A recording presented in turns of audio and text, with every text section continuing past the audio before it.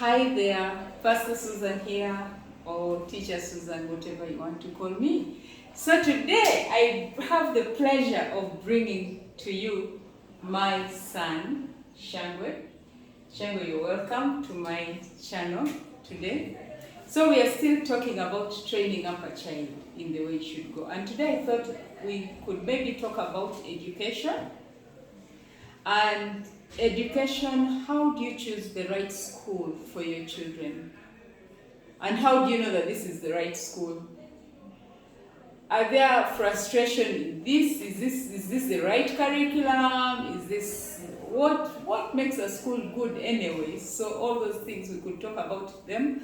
Right now Shangwe is going to talk a little bit about his education background, and I'm going to ask him a few questions out of his experiences in a school. Then I'll tell you why I made the choices I made to have him go through those schools he went through, all the curriculums he did to where he is. So I'm just going to ask him, introduce himself, talk about where he is at right now, and gives us a journey of his education. Where did he start from? Does he even remember the school he started from? And where did he join the primary school, secondary school? What curriculum was he using? All that. Let him talk, then I will complement that. My school journey, I believe I started at Daffodils. Daffodils went through marigolds. Daffodils, marigolds, Lohana,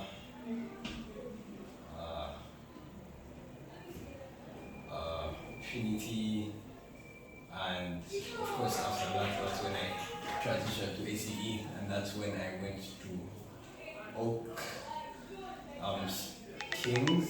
I spent a little bit of time homeschooling under SHAPE, the National Christian Academy, and yeah, that's where I wrapped up my high school journey. Okay, so he's going to tell us, of all the schools, which one was his favorite and why? That's a tough question. Which was my favorite?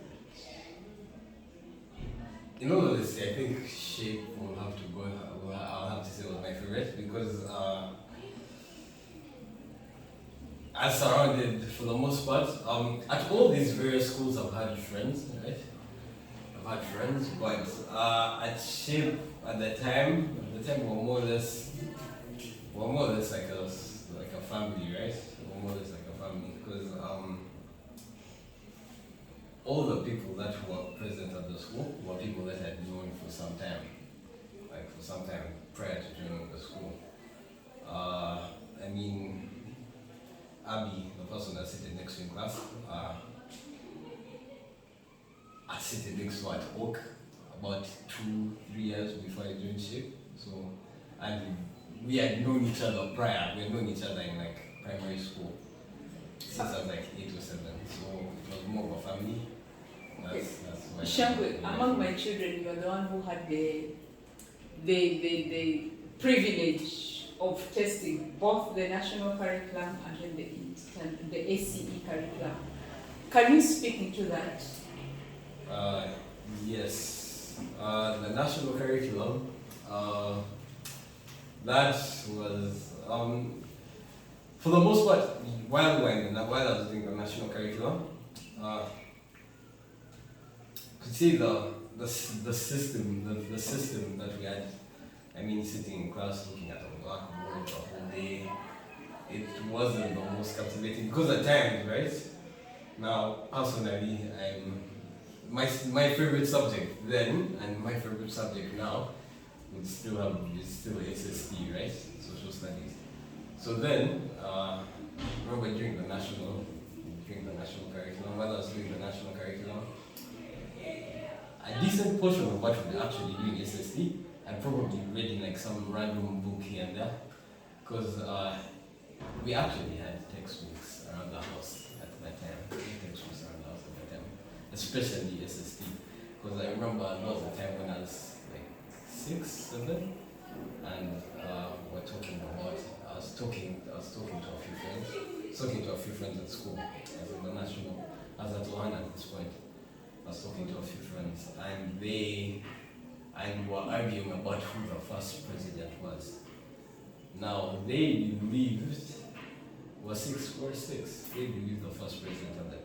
For them, according to them, the first president was Museveni. I mean, that's what but I was arguing, you know what? No, this isn't right.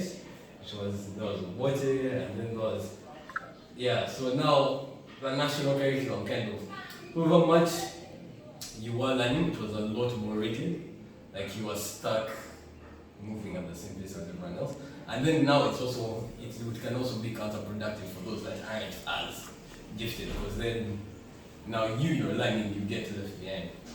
You end up getting left behind. So yeah, now once I transitioned to ACE, there was a lot more versatility, a lot more freedom, because there I got to more or less learn at my own pace. Of course, you have a few slumps here and there. At times, of course, that's due to your own, I guess, lack of motivation or burnout. Yeah, but for the most part, it was really great to now have that self-initiative to sort of work at my own pace, and not be limited by the constraints of like a regular class. He has just reminded me when he was talking, when he was, I think when he joined P1, him being the first learner, he gets bored easily, and I know where that one comes from. So he gets bored easily, and therefore the teacher is teaching. He's either under the table, or he's climbing, or he wants to do something else. And the teachers they call me and tell me, this boy is so stubborn. He's everywhere. I just thought, well, the thing is because he's done.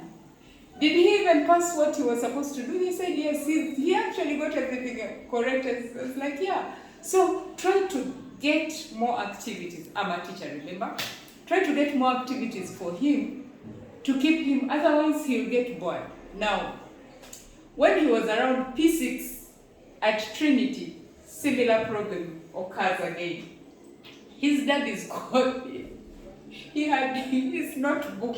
He had drawn all these characters in it. Drawn, like really drawn. And his dad is called at school, and he's punished for having drawn in the book.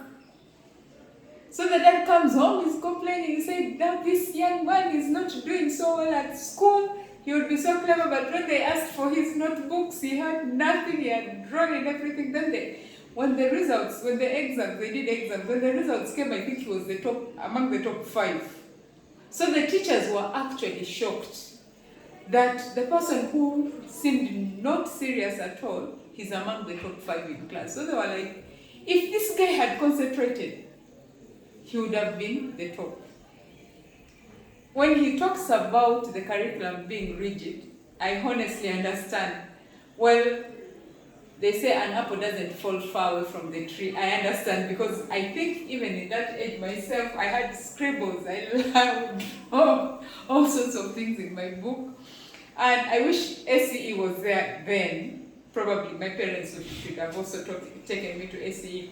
But anyway, why did I make the decision to change my children from the national curriculum to do the ACE curriculum? One, like we said, like he has just pointed out, that the national curriculum became rigid. You don't move with the children who are moving. Okay, probably you move with them, but there's a whole lot of where you're having the same children, maybe age group, but you are expecting them to learn at the same level, which is impossible. So the first ones will either go and you keep dragging them back because you have to pull these ones. So imagine these ones are pulling you are trying to pull these ones. And you, the teacher, you end up being frustrated. That's why you have the teachers calling children all sorts of names. The slow learners, stubborn. The young man wasn't stubborn. The young man is just a fast learner. Therefore, he just needed motivation to go forward. While these ones you're calling slow learners, it's not that they are stupid or something. It's just that their processing capacity is slower probably, but also deeper. I can say that for my second born. He seems to be so slow, and yet his understanding is so deep. So what happens? The SCE curriculum being individualized, it helped bridge that gap. It got Shangwe to move as fast as he can, although sometimes he became a little bit lazy. Yeah, complacent. Complacent, and he couldn't go as fast. Yeah. So that one also happens. But you see, it also gave him a leeway to be himself, to do things at his pace, which helped him move.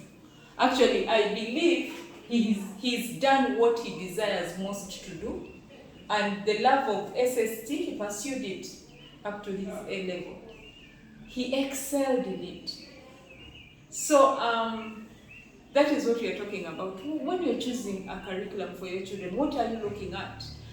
I have Shangwe who is then I have Shama who is deep but slow.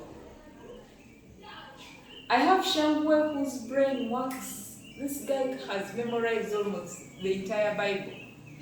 I have Shama who is totally different, gifted differently. But you see, each one of them, the curriculum caters for them as individuals. I'm going to ask Shangwe again, tell us more about the ACE journey. How is it? What is he hoping to be? What is he even studying currently? Let him tell us that, and then I'll come and wrap it up. Shangwe, back to you. My ACE journey, it's been a rather bipolar one. It's been up, there's been ups, there's been downs. But for the most part, I think I've done the most growth all throughout this journey as a whole. Because, like you said, it caters for every individual. Now, in my case, academically, it did vastly because I'm a reader. I do a lot of reading and writing. That's my area of expertise. Of course, I can do the math and the biology, all that, the physics. I can do all that just fine, but I prefer to be more, artsy. Arts. Yeah, artsy. So ACE kind of course, it offered me that route because now was at shape, right, where I was doing the A level. As the only one, as the only one in my group that was not doing sciences. So now, if this was any other school, somehow, somewhere, I would have maybe ended up leaning towards that. But then, of course, with ACD, I gained this sense of individuality that allowed me, of course, to say, you know what, yeah, you guys, if that's what you guys think is best for you, go ahead. I believe and I know this route suits me best. And of course, it has given me a lot of exposure. I've done a lot of traveling, met a lot of incredible people. It's just been revolutionary because, we have the conventions which ended up being a big part of my life as well. The convention slogan is a week that lasts a lifetime. And for those that have experienced it, they would probably agree because that, to be fair, it's not just a week that lasts a lifetime. I believe the whole journey building up to it as well, because all throughout the different journeys, I was able to build incredible connections, meet incredible people that, to be fair, I am still close with today. And then, of course, the week itself, meeting all these people from all these different countries, Denmark, South Africa, Zambia, Iceland, it's just incredible, right? It's incredible. So, of course, meeting all these different people from different walks of life, getting to interact, getting to understand and, relate through like shared experience and having all these, being able to see the world from a godly point of view. It's incredible because right now a lot of the things people my age or younger struggle with is more or less a lack of identity, right? A lack of self. We're not sure who we are. We're not sure of who we are. Now, luckily in AC I've had the chance to sort of discover who I am and be strongly rooted in that. And this was something I did. This was something that, of course, happens gradually, and it allows you to grow into a really great person, a person of character. So ACE has just, I don't know, it's just revolutionized my life. It's part of what has made me the man I am today. Yes, it's a large part of what has made me the man I am today. Wow. Yes. Wow. A proud mother, I can tell you that. That's what I am. Well, Mshango has said it for himself. I think sometimes as parents, we make decisions for our children, which we know are good. At one time, Shango was so burnt out, he came and told me, sometimes children are driven by peer pressure. But remember, you are the parent, right? You are the parent. So you don't have to do everything your child tells you they want. Because I think you know what is best for them. At the end of the day, they will come and thank you. Like the Shango has thanked me. At one time, he was burnt out. And he came and told me, I want to call it quits. He was totally burnt out. And that night, I told him, don't rant, because today I'm not in the mood to hear your ranting. I want you to go and sleep over it. Think about it, then the next day come, let's talk. So that, me making him going to think about it, sleep over it, was a good one, because the next day he came when he was not thinking soberly. And then he presented his case, why he thought he wanted to go. Why? One of the things is peer pressure. When you're looking at all your friends, they are finishing and you're still stuck, you're still going on. It felt like no. And some of them were ending before they finished completely, and I had told him, he had to finish everything. No shortcuts. So, here he was. At one time he wanted to quit, but I just stuck my guns as a parent. Now, sometimes we love our children. I don't know whether it's love. To me, that's not love. Because love will push you. Tough love, which at the end of the day produces results, will not just succumb to everything. Your child will not come and just say, I want this, I want that, and you give, today I've quit. Today, this curriculum, they're taking so long. It's not that. What is it, that one thing? You've heard the man. He's grateful that he went through this, and it has shaped who he is today. If I had listened to him and said, let me just, okay, my son, my pressure is too much, now, no. That is who he is today. He has turned out to be who he is today, because me, the mother, I made the decision that this is in the way. I'm training him in the way he should go, not what he easily wants. At the end of the day, he came and told me, Mom, do you know that the people whom I thought had gone so fast, they are not yet even done? And I'm done before them. Then I told him, you see, sometimes, when the going gets tough, the tough will get going. And I kept telling him, push it. So that's it. Shango, do you have any parting shots to the parents out there? Yes. For those who have children currently in ACE, just do your best to support them and motivate them to stick to the journey, because speaking from personal experience, and of course I've met plenty of people that have gone through the same thing, it will get difficult at points. It will get difficult, but that difficulty builds character. Builds character. So just more or less encourage and convince them to persevere, because through perseverance, that's the only way you will actually get that. And trust me, you're going to be fulfilled. They will be fulfilled at the end of the day. You and everyone will be fulfilled as a whole, I believe. Because it's better to wait for a greater thing than to just sort of hurry up and get something mediocre. Because in all honesty, now, if I did branch out earlier, I'd have settled for less. I wouldn't have been where I am now, where I'm at now. Because right now, I guess there's endless possibility.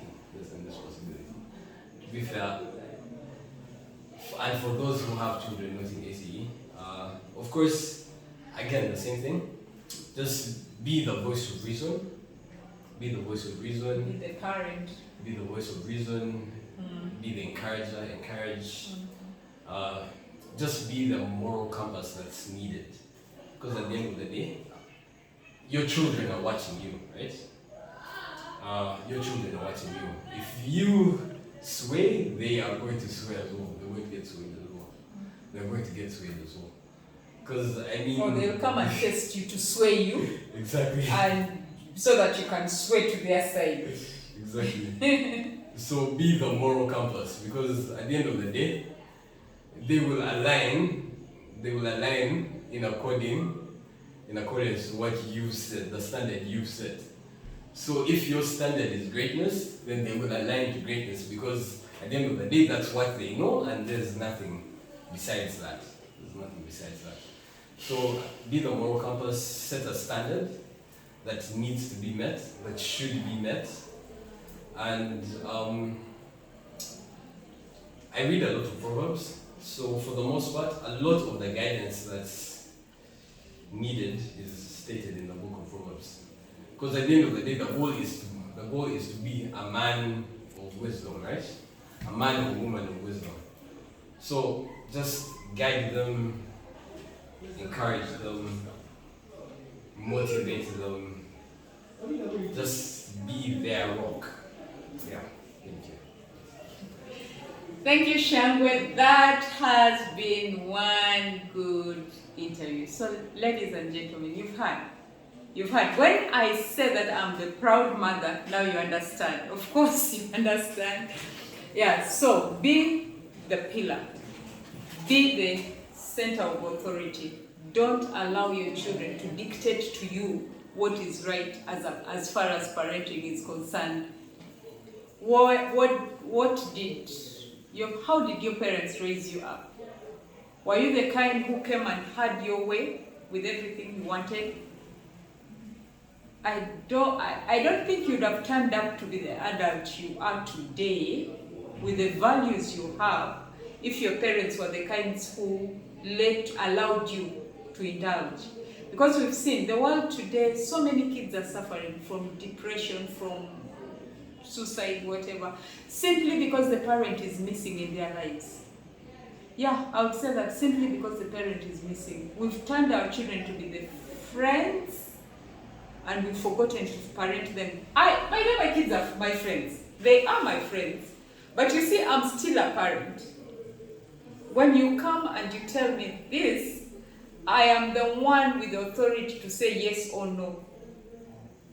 So because I am the parent, I remember I'm the steward. These are God's children. So me being the steward, I have to know what is God, how would God want this person to turn out? I will not dictate, by the way, I don't dictate, but I will sit down with you and I bring your reason with my reason together, and then we see where is God taking us. So be the parent, don't be swayed easily. You heard from the man himself. Be firm. Don't just take your children to the school because of peer pressure. Take them because you have convictions. And they'll come and tell you, when they're going to get tough, they'll come and tell you how you made a mistake to take them there.